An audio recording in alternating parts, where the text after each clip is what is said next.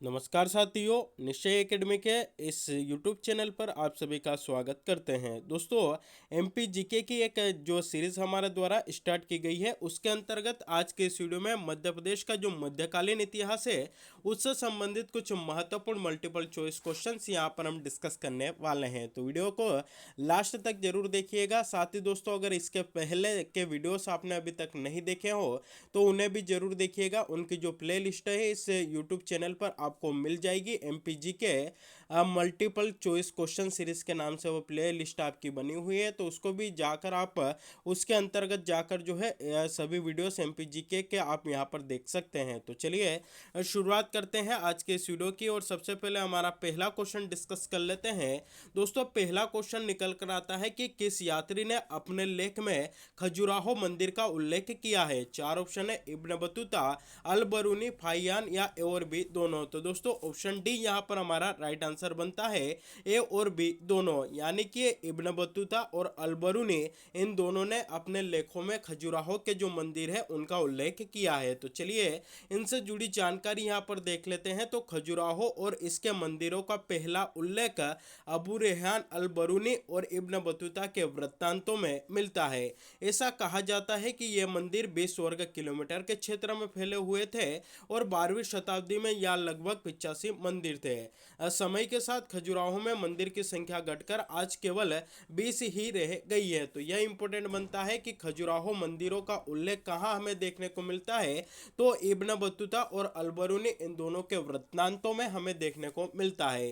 बात करें दोस्तों खजुराहो के मंदिर की कि यह जो है मध्य प्रदेश के किस जिले में आपके स्थित है, तो दोस्तों यह मध्य प्रदेश के छतरपुर जिले में आपके स्थित है। इसका निर्माण किसने कराया था, तो चंदेल वंश के शासकों के द्वारा, चंदेल शासकों के द्वारा इसका निर्माण दोस्तों आपका करवाया जाता है।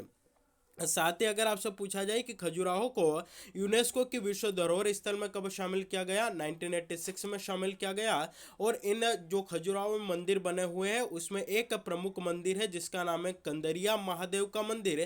कंदरिया महादेव का मंदिर, और इसका निर्माण किसने कराया था, तो चंदेल वंश के शासक थे विद्याधर, उनके द्वारा इसका निर्माण कराया जाता है। तो यह कई बार एग्जाम में आपका पूछा जा चुका है। चलिए अगला अगला क्वेश्चन दोस्तों यहाँ पर डिस्कस कर लेते हैं कि दिलावर गोरी खा का वास्तविक नाम क्या था, उसका मूल नाम क्या था। चार ऑप्शन है, हुसैन, खुर्रम, नासिर या गयासुद्दीन। तो दोस्तों राइट आंसर आपका बनता है दिलावर गोरी खा का जो वास्तविक नाम था, मूल नाम था, वह आपका हुसैन था। चलिए अगला क्वेश्चन यहाँ पर हम डिस्कस कर लेते हैं कि अल्प खा किसका वास्तविक नाम था। चार ऑप्शन है, दिलावर खा गोरी, होशंग शाह गोरी, मोहम्मद शाह गोरी या गयासुद्दीन खिलजी। तो दोस्तों राइट आंसर आपका बनता है होशंग शाह गोरी का जो वास्तविक नाम था, मूल नाम था दोस्तों, वह क्या था, तो वह आपका अल्प खा था। तो यह इंपॉर्टेंट यहाँ पर हमारे लिए बनता है।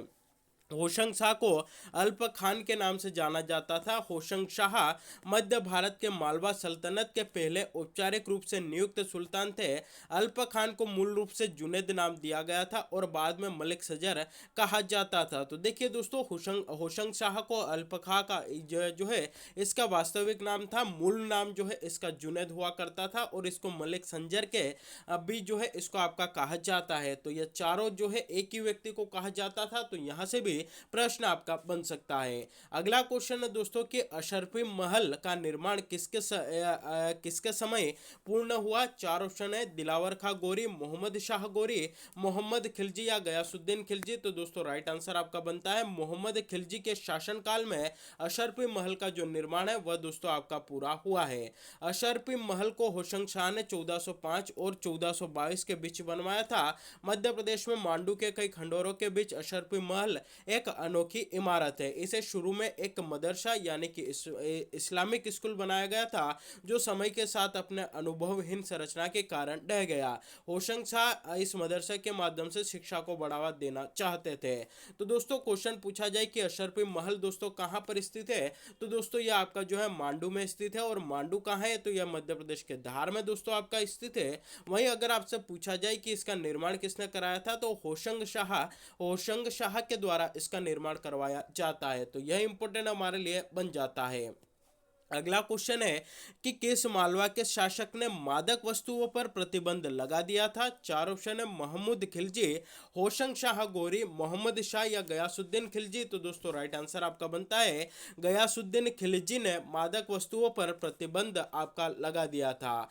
अगला क्वेश्चन दोस्तों यहाँ पर निकल कर आता है कि उज्जैन में कालियादेह पैलेस का निर्माण किसने कराया? जो दोस्तों सबसे पहले तो एक क्वेश्चन हमारा यहाँ पर क्या कवर होता है कि कालियादेह पैलेस आपका कहां पर स्थित है? तो उज्जैन में स्थित है। और इसका निर्माण किसने कराया था? चार ऑप्शन देख लीजिए, मोहम्मद खिलजी, नासिर शाह, मोहम्मद शाह या दिलावर खां गोरी। तो दोस्तों राइट आंसर आपका बनता है नासिर शाह के द्वारा कालियादेह पैलेस जो कि आपका उज्जैन में स्थित है उसका निर्माण आपका करवाया जाता है। चलिए इससे जुड़ी जानकारी देख लेते हैं। तो मालवा का खिलजी सुल्तान नासिर शाह ने लगभग 1500 ईस्वी में यह एक भवन, यहाँ जो है एक भवन का निर्माण करवाया था। वही भवन है दोस्तों आपका कालियादेह पैलेस जो कि उज्जैन में है। अगला क्वेश्चन दोस्तों यहाँ पर देखते हैं कि भारत में इंग्लैंड का कौन सा दूत जहांगीर के समय अजमेर से मांडू आया था? चार ऑप्शन है, Robert Clive, sir Thomas Roe, lord एस्टर या लॉर्ड डेहलोजी। तो दोस्तों option B sir Thomas Roe यहाँ पर हमारा राइट आंसर बनता है। इनसे जुड़ी जानकारी देख लेते हैं। तो सर थॉमस रो ब्रिटिश सम्राट जेम्स प्रथम का दूत बनकर 1616 ईस्वी में मुगल दरबार आया। यह सम्राट जहांगीर के साथ मांडू, अहमदाबाद और अजमेर के अनेक स्थलों का इसने भ्रमण किया था। तो यह क्वेश्चन जो है एग्जाम में पूछा जा चुका है कि भारत में इंग्लैंड का कौन सा दूत जहांगीर के समय अजमेर से मांडू आया था? तो वह था सर टॉमस रो। और यह किसका राजदूत था? तो जेम्स प्रथम का यह आपका राजदूत था। और यह भारत कब आया था? मुगल दरबार में उनका राजदूत बनकर कब आया था? तो 1616 ईस्वी में आया था। अगला क्वेश्चन दोस्तों यहाँ पर देख लेते हैं कि जहांगीर के कहने पर अबुल फजल की हत्या किसने की थी? चार ऑप्शन है, खुर्रम, आसिफ खान, नूरजहां या वीर सिंह बुंदेला। तो ऑप्शन डी वीर सिंह बुंदेला यहाँ पर राइट आंसर बनता है। जहांगीर के कहने पर अबुल फजल की जो हत्या है वो किसने की थी? तो वीर सिंह बुंदेला के द्वारा हत्या की जाती है। 1602 में राजकुमार सलीम के आदेश पर अबुल फजल की हत्या कर दी गई क्योंकि राजकुमार सलीम ने उन्हें सम्राट बनने के अपने रास्ते में एक बाधा माना था। यानी कि जहांगीर जो है सम्राट बनना चाहता था, शासक बनना चाहता था, राजा बनना चाहता था। तो उसने देखा कि उसका जो सम्राट बनने में सबसे बड़ा जो आपका यहाँ पर कह सकते हैं सबसे बड़ी जो बाधा है वो कौन आ रहा था? तो अबुल फजल आ रहा था। इसलिए जहांगीर ने आदेश दिया और उनके आदेश पर वीर सिंह बुंदेला ने अबुल फजल की हत्या कर दी। इस कार्य को पूरा करने के लिए राजकुमार सलीम द्वारा वीर सिंह बुंदेला को काम पर रखा गया और बाद में वह ओरछा का शासक बना। यानी कि वीर सिंह बुंदेला जो है बाद में ओरछा का शासक इसको बना दिया गया था। अगला क्वेश्चन है कि मध्य प्रदेश के किस क्षेत्र में मुमताज का देहांत हुआ? चार ऑप्शन है, बुरहानपुर, खंडवा, खरगोन या धार। तो दोस्तों ऑप्शन है बुरहानपुर यहाँ पर हमारा राइट आंसर बनता है। असल में मुमताज की जो मौत है मध्य प्रदेश के बुरहानपुर जिले की जैनाबाद तहसील में हुई थी। मुमताज की कब्र ताप्ती नदी के पूर्व में आज भी स्थित है। यानी कि उसकी जो मृत्यु है कहाँ हुई थी? बुरहानपुर में हुई थी और उसको जो है कब्र बनाकर दफना भी दिया था। इतिहासकारों के अनुसार लोधी ने जब 1631 में विद्रोह का झंडा उठाया तब शाहजहां ने अपनी पत्नी मुमताज महल को लेकर बुरहानपुर जो है या आपका आ गया था। तो दोस्तों पहले तो जो है इसकी मृत्यु कहाँ हुई थी? बुरहानपुर में हुई थी। ताप्ती नदी के किनारे इसकी कब्र बनाकर जो है आपका दफना भी दिया गया था। लेकिन बाद में जब जो है आपका इसको कहाँ ले जाया गया? आपका आगरा ले जाया गया और वहां पर ताजमहल के नीचे जो है इसको आपका जो है दफनाया गया था। तो यह हमारे लिए यहाँ पर इंपॉर्टेंट बनता है। अगला क्वेश्चन है दोस्तों कि रानी दुर्गावती का समाधि स्थल कहाँ है? चार ऑप्शन है, बरेला, गढ़मंडला, बालपुर या इनमें से कोई नहीं। तो ऑप्शन है बरेला दोस्तों यहाँ पर राइट आंसर बनता है। रानी दुर्गावती का जो समाधि स्थल है वह आपका बरेला में स्थित है। ऑप्शन है बरेला दोस्तों यहाँ पर राइट आंसर बनता है। और बरेला कहाँ पर आता है? तो दोस्तों मध्य प्रदेश के जबलपुर में यह आपका आता है। अगला क्वेश्चन है कि किस वंश की राजधानी ओरछा थी? चार ऑप्शन है, भोसले, तोमर, बुंदेला या चंदेल। तो दोस्तों दोस्तों ऑप्शन सी जो है यहाँ पर राइट आंसर बनता है। बुंदेला वंश की जो राजधानी है वह क्या हुआ करती थी, तो ओरछा हुआ करती थी। और वर्तमान में ओरछा आपका किस जिले के अंतर्गत आता है, तो दोस्तों ये आपका निवाड़ी जिले के अंतर्गत आता है। बुंदेला वंश के राजा द्वारा ओरछा को बुंदेलखंड की राजधानी बनाया था। ओरछा की स्थापना 16वीं शताब्दी में बुंदेला प्रमुख रुद्र प्रताप सिंह ने की थी। तो जो बुंदेला शासक थे उन्होंने ओरछा को क्या किया, अपनी राजधानी बनाया। और ओरछा की स्थापना किसने की थी, तो रुद्र प्रताप सिंह के द्वारा 16वीं शताब्दी में ओरछा की स्थापना की जाती है। और वह ओरछा के पहले राजा भी बने थे। रुद्र प्रताप सिंह के पुत्र भारती चंद ने गढ़ कुंडार से ओरछा में राजधानी आपकी स्थानांतरित की थी, यानी कि यहाँ से यहाँ पर ट्रांसफर इनके द्वारा आपकी की जाती है। तो दोस्तों यह इंपॉर्टेंट क्या बनता है कि ओरछा की स्थापना किसने की, तो रुद्र प्रताप सिंह ने की थी। ओरछा को राजधानी किस वंश ने बनाया, बुंदेला वंश ने बनाया। और अगला क्वेश्चन यहाँ पर बनेगा कि ओरछा वंश के किस शासक ने गढ़ कुंडार से अपनी राजधानी ओरछा जो है स्थानांतरित की थी, तो उनका नाम है आपका भारती चंद। भारती चंद यह जो है आपको यहाँ पर अच्छे से याद रखना है।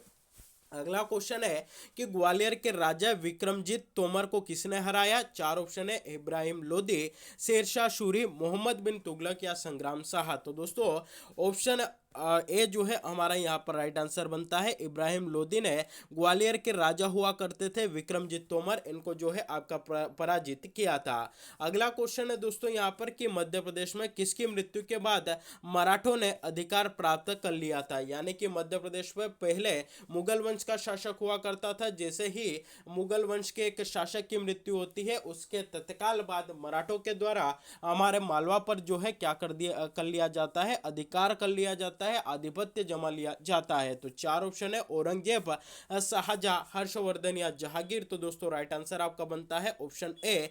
औरंगजेब की मृत्यु के बाद जो मालवा था, जो मध्य प्रदेश था, उस पर जो है मराठों ने आपका अधिकार कर लिया था। ऑप्शन है यहाँ पर राइट आंसर बनता है 1707 में औरंगजेब की मृत्यु के बाद मुगल नियंत्रण कमजोर हो गया, जिसके परिणाम स्वरूप मराठों ने विस्तार करना शुरू कर दिया। और 1720 से 1760 के बीच उन्होंने मध्य प्रदेश के सबसे अधिक हिस्से पर नियंत्रण स्थापित कर लिया था। तो मध्य प्रदेश में किसकी मृत्यु के बाद मराठों ने अधिकार प्राप्त किया, औरंगजेब की। औरंगजेब की मृत्यु कब होती है, 1707 में होती है। जैसे ही मृत्यु होती है मुगल साम्राज्य जो था उसकी नींव जो है आपकी कमजोर पड़ जाती है। तो उसके बाद मराठे जो है क्या कर लेते हैं, तो ये मध्य प्रदेश के अधिकांश भागों पर जो है आपका अधिकार जमा लेते हैं। अगला क्वेश्चन है दोस्तों कि मालवा के प्रथम मराठा सूबेदार के नाम से किसे जाना जाता है। चार ऑप्शन है, मल्हार राव होलकर, भोजीराव होलकर, खंडेराव होलकर या मालेराव होलकर। तो दोस्तों राइट आंसर आपका यहाँ पर निकल कर आता है ऑप्शन ए, मल्हार राव होलकर को मल्हार राव होलकर को मालवा के प्रथम मराठा सूबेदार के नाम से आपका जाना जाता है। मल्हार राव होलकर मराठा साम्राज्य के एक कुलीन थे। वह इंदौर राज्य पर शासन करने वाले पहले होलकर राजकुमार थे। मल्हार राव मध्य भारत में मालवा के पहले मराठा सूबेदार होने के लिए आपके जाने जाते हैं। तो क्वेश्चन इस प्रकार से भी पूछा जा सकता है कि मालवा के प्रथम मराठा सूबेदार के नाम से किसे जाना जाता है, तो मल्हार राव होलकर को जाना जाता है। MPSI 2016 में दोस्तों यह क्वेश्चन आपका पूछा जा चुका है। अगला क्वेश्चन है कि मध्य प्रदेश के पूर्वी भाग में मध्यकाल में मूल रूप से किस वंश का शासन था। मध्य प्रदेश का जो पूर्वी भाग यानी कि वर्तमान में अगर हम बात करें तो जो आपका बघेलखंड वाला क्षेत्र है वहां पर मूल रूप से किस वंश का शासक था, किस वंश का शासन था। चार ऑप्शन है, गोंड, मराठा, राजपूत या मौर्य। तो दोस्तों राइट आंसर आपका बनता है यहां पर जो है गोंड वंश का शासन आपका हुआ करता था। तो ऑप्शन है दोस्तों यहां पर हमारा राइट आंसर बनता है। अगला क्वेश्चन है कि होशंगाबाद शहर का नामांकन ने किसने किया, यानी कि होशंगाबाद को होशंगाबाद नाम किसने दिया। चार ऑप्शन है, कृष्णराज, होशंग शाह, नन्नू क्या वाकपति मुंज। तो दोस्तों ऑप्शन बी होशंग शाह यहां पर राइट आंसर बनता है। होशंगाबाद शहर जो कि मध्य प्रदेश का एक शहर है, साथ ही इसके साथ मध्य प्रदेश का एक जिला है, इसको होशंगाबाद नाम जो है किसने दिया था, तो होशंग शाह ने आपका दिया था। लेकिन आपकी जानकारी के लिए बता दें कि होशंगाबाद शहर का, होशंगाबाद संभाग का और होशंगाबाद जिले का नाम बदलकर जो है आपका क्या हो चुका है, तो दोस्तों इसका नाम बदलकर आपका नर्मदापुरम कर दिया गया है। इंपॉर्टेंट क्वेश्चन हमारे लिए यहाँ पर बनता है, वर्ष 2022 में इसका नाम बदलकर होशंगाबाद से नर्मदापुरम किया गया है, तो यह भी आप यहाँ पर याद रख सकते हैं। अगला क्वेश्चन है कि चंदन कटोरा ओरछा में स्थित है, यह एक है, यानी कि सबसे पहले तो आपको पता होना चाहिए चंदन कटोरा कहाँ है, ओरछा में स्थित है। अब बात आती है चंदन कटोरा आखिरकार क्या है, तो चार ऑप्शन है आपके सामने। चंदेल शासकों द्वारा निर्मित गुफा, भगवान शिव के मंदिर, शाही निवास की पानी की आपूर्ति करने के लिए फाउंटेन, या शासकों के लिए फूल बगीचा। तो ऑप्शन सी यहाँ पर राइट आंसर बनता है शाही निवास की आपूर्ति करने के लिए फाउंटेन, यानी कि जो शाही निवास होते थे, राजा के जो निवास होते थे और उनके जो बड़े बड़े लोग जो कि आपके उनकी प्रजा में होते थे, उनके लिए जो पानी की आपूर्ति जिस जगह से की जाती थी उसको फाउंटेन बोला जाता था। और चंदन कटोरा एक फाउंटेन है जो कि मध्य प्रदेश के ओरछा में दोस्तों आपका स्थित है। चलिए अगला क्वेश्चन यहाँ पर डिस्कस करते हैं कि निम्नलिखित में से किस राजा को ध्रुपद संगीत का संरक्षक कहा जाता है। चार ऑप्शन है, राजा मानसिंह तोमर, सम्राट अशोक, राजा भोज, या राजा कीर्तिपाल। तो दोस्तों राइट आंसर आपका बनता है ऑप्शन है, राजा मानसिंह तोमर को ध्रुपद संगीत का संरक्षक आपका माना जाता है। चलिए इनसे जुड़ी जानकारी यहाँ पर देख लेते हैं। तो फकीरुल्लाह तथा अन्य अनेक आधुनिक विद्वानों के अनुसार ध्रुपद गायकी के प्रचार का श्रेय राजा मानसिंह को जाता है। वे ध्रुपद गायन में विशेष दक्ष थे।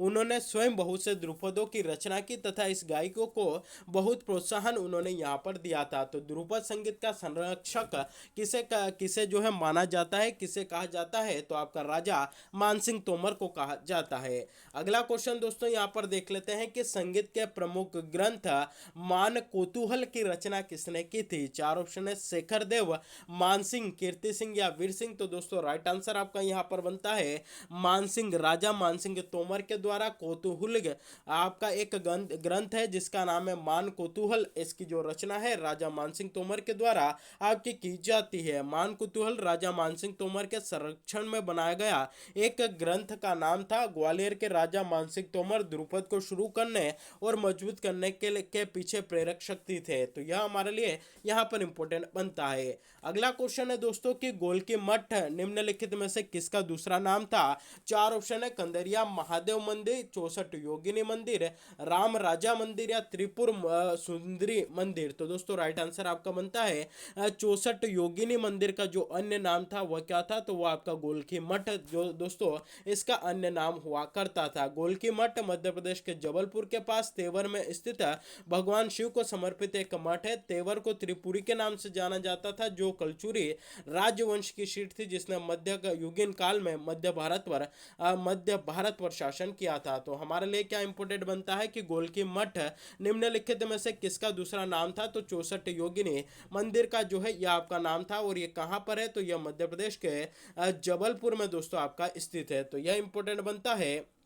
अगला क्वेश्चन है कि नौखंडा महल का निर्माण किस राजा द्वारा करवाया गया था। चार ऑप्शन है, कीर्तिपाल, लोकपाल, रामपाल, या फिर दिनेशपाल। तो दोस्तों राइट आंसर आपका बनता है नौखंडा महल का जो निर्माण है कीर्तिपाल के द्वारा आपका करवाया जाता है। ऑप्शन है यहाँ पर राइट आंसर बनता है नौखंडा महल जो कि आपका चंदेरी में स्थित है। और चंदेरी आपका कहाँ आता है, तो दोस्तों यह आपका अशोकनगर में आता है। यानी कि अगर पूछा जाए कि नौखंडा महल कहाँ है तो चंदेरी में है, या डायरेक्ट क्वेश्चन अगर इस प्रकार से पूछा जाए कि नौखंडा महल मध्य प्रदेश के किस जिले में है, तो दोस्तों वह आपका अशोकनगर जिले में स्थित है। निर्माण किसने करवाया था, कीर्तिपाल के द्वारा इसका निर्माण करवाया जाता है। कब करवाया जाता है, 11वीं शताब्दी में करवाया जाता है। और नौखंडा महल दो तो कहीं 3 मंजिला भी जो है यह आपको देखने को यहाँ पर मिलता है। नौखंडा महल कहाँ पर है दोस्तों, आपका चंदेरी अशोकनगर में है। 11वीं शताब्दी में कीर्तिपाल के द्वारा इसका निर्माण आपका